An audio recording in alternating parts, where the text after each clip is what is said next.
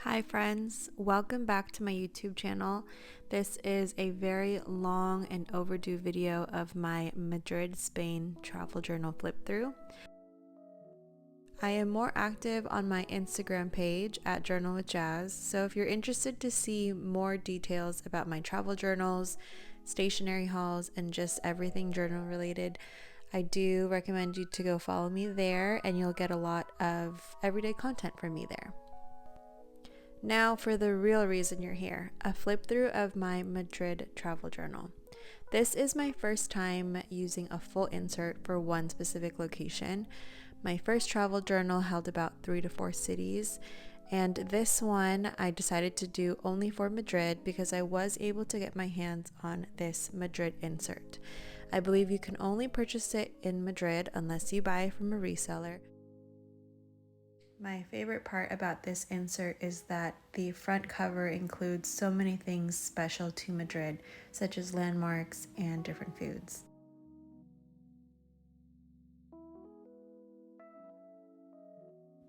I wanted to fill the inside cover of the insert with the partner stamps from the partner shops, but at the second store I completely forgot to add in the partner shop stamp.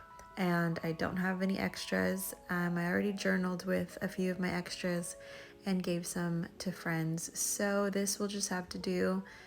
But here is what the other stamp would have looked like. During my trip, I always try to send myself 1 to 2 postcards and send it from the city we're traveling in so that it can get date stamped, and sometimes it'll include the name of the city. But I always put them into the first and last page.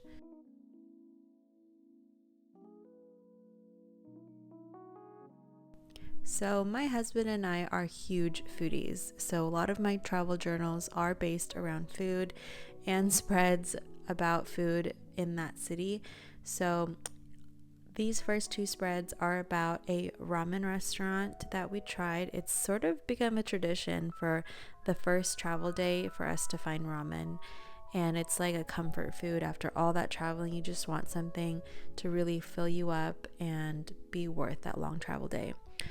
I was able to save the placemat that the restaurant had, and they had the cutest little pig illustrations, so I saved that here. The first page was the ramen bowl, and on this second page is the Ferris wheel. Always check the entrances of restaurants. At this next restaurant, I actually found a postcard that they were handing out for free. It was a Valentine's Day postcard, but we had visited the restaurant the day after and they had a bunch of extras. So always ask just to make sure it's free. If it's next to the business cards, it's probably free unless you're at a counter where there's other stuff you have to pay for. This next spread, I'm actually really proud of this drawing that I did. I do not think that I'm a great drawer, but I was able to draw the archways of this plaza that is one of the major plazas in Madrid. During this trip, I was talking over on Instagram about how my Madrid journal is pretty much a trash journal.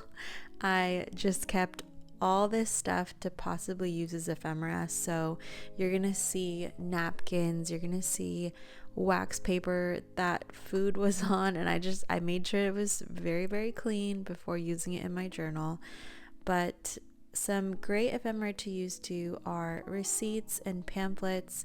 We went to the oldest restaurant in the world in Madrid. It was my husband's #1 thing to do there, and he really enjoyed it. It was a great experience, and they had so many freebies. I was personally excited for my journal to be able to include these pamphlets and postcards. Now, my #1 itinerary was to visit the partner shops.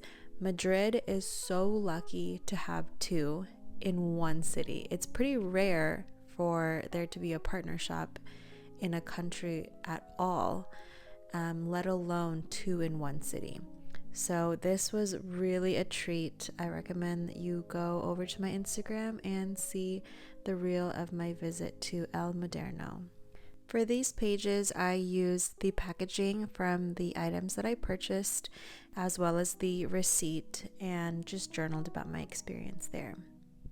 This next page is about boba. It is so hard to find boba in Italy, where we live, so we always make a point to get some boba, and I will cut out the lids, also wash them, and paste them into my journal. When it gets to a point in my journal where I don't have much ephemera, that's when I will focus more on decor. So I used washi here. I used fountain pen ink to kind of create a background, and I'll rely more heavily on my lettering skills. So I'll do some calligraphy and really make some of the elements pop. Here is another example of me using some washi tapes and some PET tape, since these are monuments around Madrid, and focusing on photos to really showcase what we did there.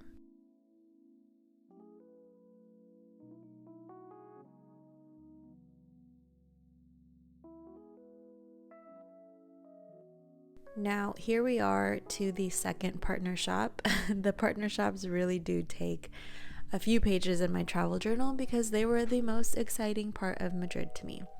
So I did another 2-page spread, one with the receipt and some packaging from the items that I purchased, and then just talking about my experience once again, the items I purchased. And this specific partner shop was probably the best stationery store I've ever been to in my life. It had everything and it was a great time.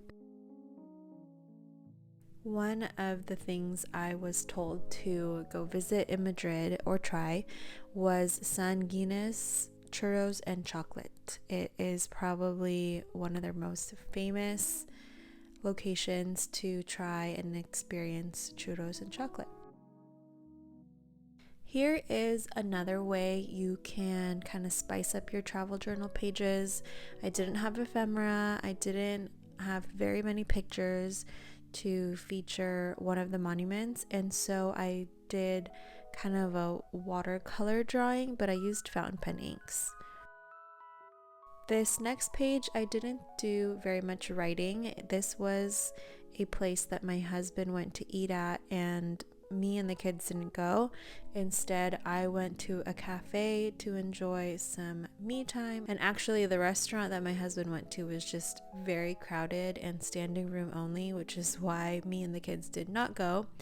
But I used the ephemera just to really showcase itself and not add too much writing to it. I debated including this menu that I folded and pasted into the journal because I was wondering, like, is that too much? Is that kind of silly to add that in there? But you know what, I thought, how cool would it be for my kids to see one day at what the prices are? I mean, we always talk about how crazy it was in the past for things to cost only cents. And for inflation and the money over the years, now things are $10, $20 for food just for a single meal. So including things like that is almost going to be like a time capsule and something for me and my kids to see in the future for how much things cost. So that is another idea that you might want to include in your travel journal. Watching this flip through, I'm pretty sure this is more of a food journal than a travel journal. But towards the end here, I did more writing, and just to make sure I got in everything that I wanted to highlight about Madrid. And one of these last pages was about someone that we met, and he was incredibly nice and showed us around Madrid. I typically like to leave the last 2 to 3 pages to talk about where we stayed, what our experience was like, whether it was a hotel or an Airbnb. I will occasionally include a photo of the place, not including the address, but just to remember what it was like staying there. And then the last page I will save for the flight, either with a boarding pass or a photo. And at the very, very end will be the second postcard that I usually send myself. there you have it. I lovingly call it my food and trash journal because of all the ephemera, but I hope you enjoyed it, and I'll see you for the next one.